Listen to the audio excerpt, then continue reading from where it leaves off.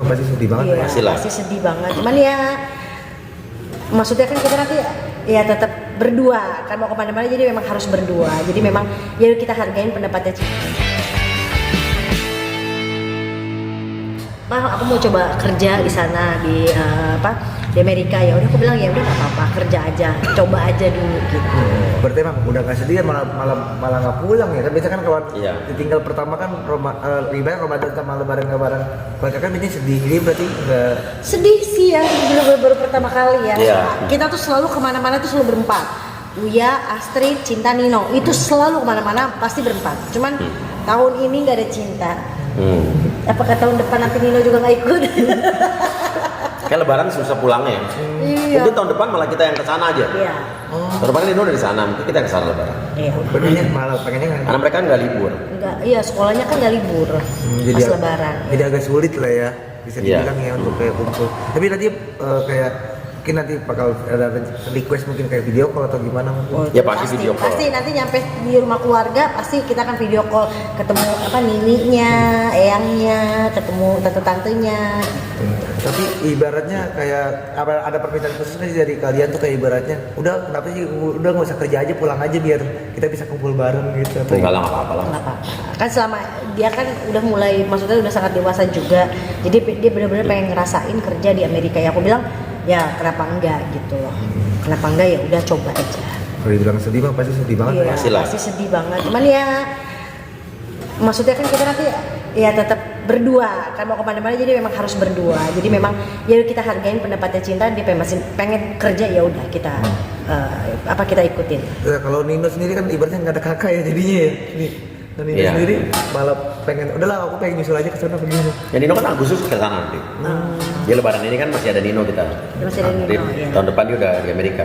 Alhamdulillahnya ya masih ada Nino ya. Masih ada mainan. Masih ada mainan di rumah ya. Ibaratnya ngeliat anak-anak udah semakin besar nih ya ibaratnya. Nah, kalian ibaratnya udah jadi tinggal berdua aja nih, ini kan menemani, jadi bakal berdua aja gitu tanpa anak. Gimana nih kalian? Kita dulu pernah ngomong waktu anak-anak umur berapa ya? Mungkin 5-6 tahun lalu. Kalau anak-anak udah pada gede-gede, kan pada dari dulu udah mau bilang sekolah di luar negeri kita ngapain ya? Kita bilang gini, kita kayaknya nanti pas anak-anak udah gede kita punya dua tujuan ya. Satu pengen liburan atau berdua aja bulan madu lagi. Kedua kita pengen justru melakukan sesuatu buat orang lain yang bermanfaat. Contohnya ya udah gue lakukan selama 2 tahun ini. Setelah gue sakit COVID, podcast gue udah mulai ngebantu orang-orang yang tertindas, orang yang mendapat ketidakadilan dalam hukum, yang tanahnya direbut oleh aparat, habis itu orang yang dikriminalisasi. Terus udah gitu sekarang juga yang kita lakukan adalah kita lagi kasihan karena ternyata 50% subscriber gue itu adalah buruh migran Indonesia atau TKW yang ada di luar negeri. Mereka sering DM ke saya kan termasuk orang yang artis yang selalu ngelayanin DM orang Instagram. Kalau artis lain kan kadang-kadang kan bodo amat ya. Ada DM fans nggak akan dijawab, kalaupun ada yang buka juga pasti adminnya. Kalau gue admin, kalau gue YouTube Instagram dipegang sendiri dan gue yang ngebalas-balasin. Ada yang cerita 33 tahun gak digaji, ada yang disiksa, ada yang dilecehkan, ada yang dijual, ada yang macam-macam deh. Banyak yang dan mereka banyak yang ternyata ada ribuan tenaga kerja Indonesia di situ yang mereka tuh menderita. Pengen pulang, ada yang di penjara. Ada yang di penjara. Ya. Ada yang nggak bisa dan ada yang stroke. Dan ada yang nggak bisa kerja. Rata-rata ya, nggak semua ya. Mereka pemerintah kita tidak ngapa-ngapain. Nah, gue sama dia diskusi kan, apa kita lakukan ya? Coba. Akhirnya dari situ gue sama dia janji, oke kita coba deh kita bikin sesuatu. Akhirnya gue besok berangkat ke Malaysia. Besok gue akan mengunjungi shelter-shelter yang ada di sana. Gue udah kontak juga sama duta besarnya. Jadi gue ngelihat dan akan melihat kira-kira siapa yang bisa gue pulangkan. Yang memang perlu banget pulang, kayak kemarin sudah ada yang Malaysia udah ratusan orang yang daftar. Tapi kan kita nggak punya keterbatasan biaya. Akhirnya mungkin besok insya Allah Malaysia kita bisa pulangin 10 atau berapa orang. Tapi kita besok akan datang ke Malaysia, kita ketemu mereka, kita wawancara, kita lihat mana yang lebih membutuhkan pulang.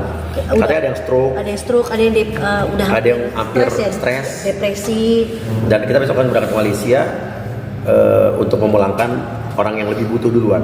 Dan bukan hanya itu aja, kita akan pulangkan sampai kampung halamannya juga. Berikutnya kita tadinya mau ke Saudi. Tadi mau ke Saudi dulu, tapi ternyata tiket mahal nih. Lagi bulan puasa ini pada mahal, gila. Harganya lebih mahal daripada Amerika. 3 kali lipat. Jadi kita undur dulu. Akhirnya mungkin dari Saudi kita mau ke Hong Kong. Dari mana ada kasus di Hong Kong lebih parah lagi. Di Hong Kong tuh ada tenaga kerja Indonesia yang ditipu oleh seorang laki-laki di Indonesia. Tinggalnya di Jawa Timur, Surabaya. Dia mengaku pengacara. Pengacara palsu ternyata. Dia selalu mendekati para tenaga kerja ini lewat Facebook atau dating app. Dijanjikan nikah sampai sumpah di atas Al-Quran segala macam, dan banyak yang hamil.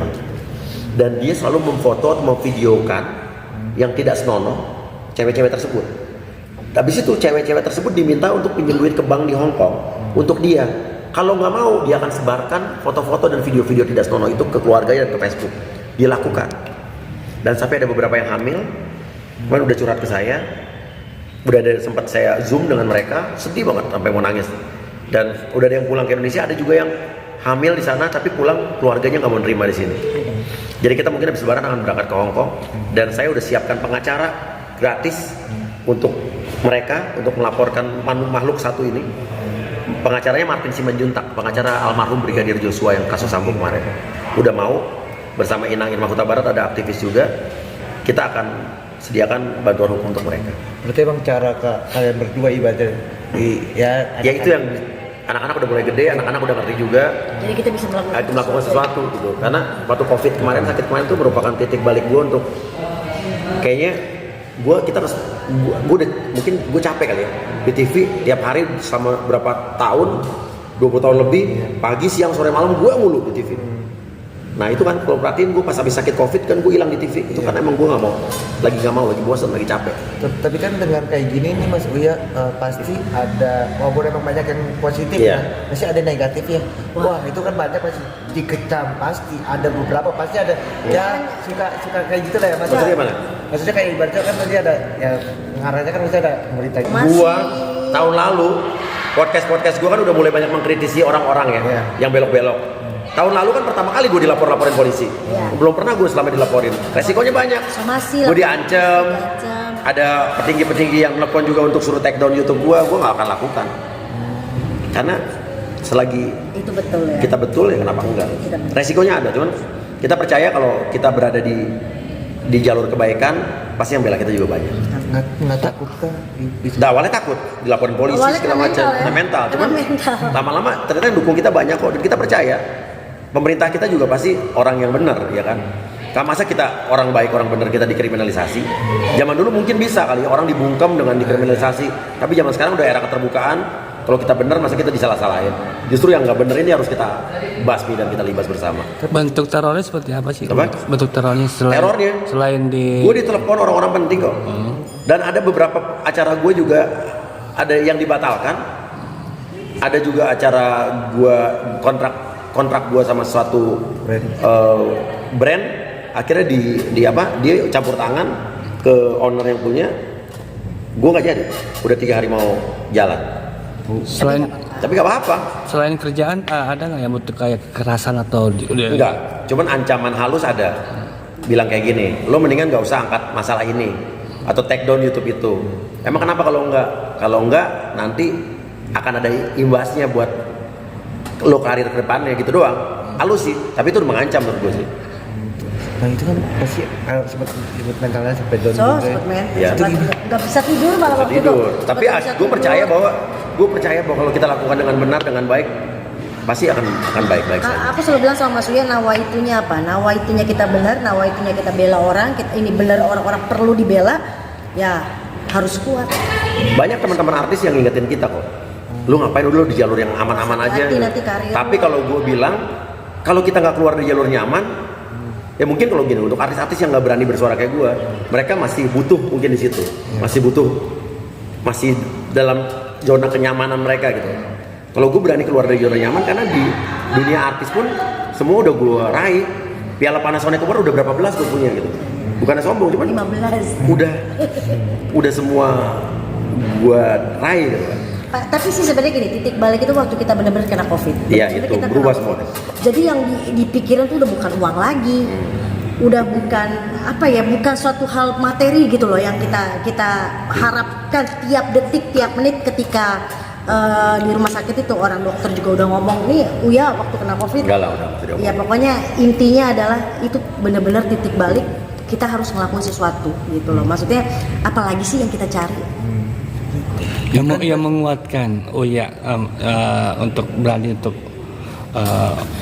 up itu sendiri Karena siapa? Mungkin ada orang lain. Karena ada orang-orang juga pejabat-pejabat juga yang mendukung saya. Masih banyak juga petinggi-petinggi di polisi juga yang mendukung saya. Pak Mahfud MD termasuk orang yang jadi inspirasi saya juga, dia selalu mendukung saya.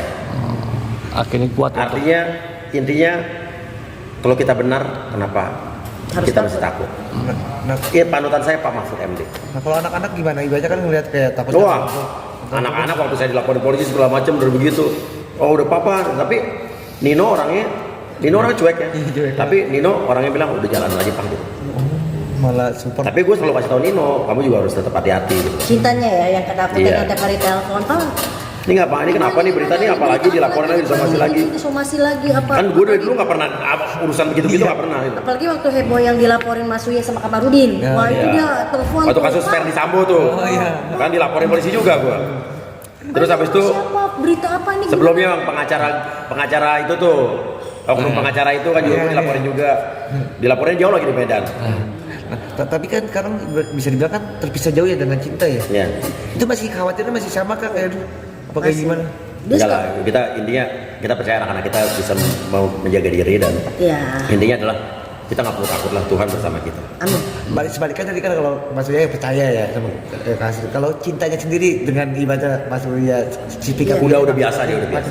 Khawatir apa? Tapi awal-awal sih pas lihat-lihat berita kan dia kan masih suka ngelihat berita online segala macam dia. Ya dia selalu nanya ini kenapa lagi? Saya bilang sama Cinta udah nggak usah lihat berita-berita di Indonesia, udah di sana aja. Jadi nggak usah khawatir gitu.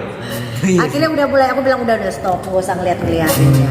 Jadi lebih udah lega aja ya dia ya. Soalnya dia memang bener-bener agak worried banget waktu itu awal-awal ketakutan. Tapi sekarang sih enggak. Tapi katanya infonya benar nggak sih yang nemenin Cinta di sana katanya omahnya juga ya? Ya. Oma baru berangkat hari ini, mamanya Atit, papanya Atit baru berangkat kemarin, baru sampai hari ini untuk nemenin Cinta puasa dan lebaran di sana. Mama papanya Atit kan Kristen. Tapi jadi kan tetap bisa nemenin di situ nanti. Ada yang masakin. Kita nggak sendirian. Kasihan makannya cuma nasi sama telur sama ikan teri. Ini cerita gitu, Kak? Iya, jadi pas kalau Lihat aja tuh YouTube Cinta tuh ada dia sahur pakai ikan teri. Jadi bisa lo masukin kortesi itu. Begitu emang sulitnya kah emang makan di sana bagaimana? Mungkin karena gini kan, Yang simple. yang simple dan juga kan kalau ini kan baru pertama kali dia sahur benar-benar di Amerika. Jadi kan dia benar-benar ngelakuin sendiri, dia harus bangun tidur sendiri kan. Kalau dulu di Indonesia kan dibangunin, udah disiapin, udah ada nasi, udah ada lauknya, udah ada sayur segala macam. Tapi ini benar-benar pertama kali dan dia ngerasain. Kalau kita kan kalau di sini siang pas sore ya, dia di sana sahur kan. Ya kita telepon-teleponan, "Kak gimana Kak?" Aku cuma makan telur. Aku cuma lihat deh ya apa sih? Ya udahlah biar pengalaman buat dia. Jadi biar nggak manja ya. Betul. Iya. Nah kalau lebaran kan bisa kan ketupat ya.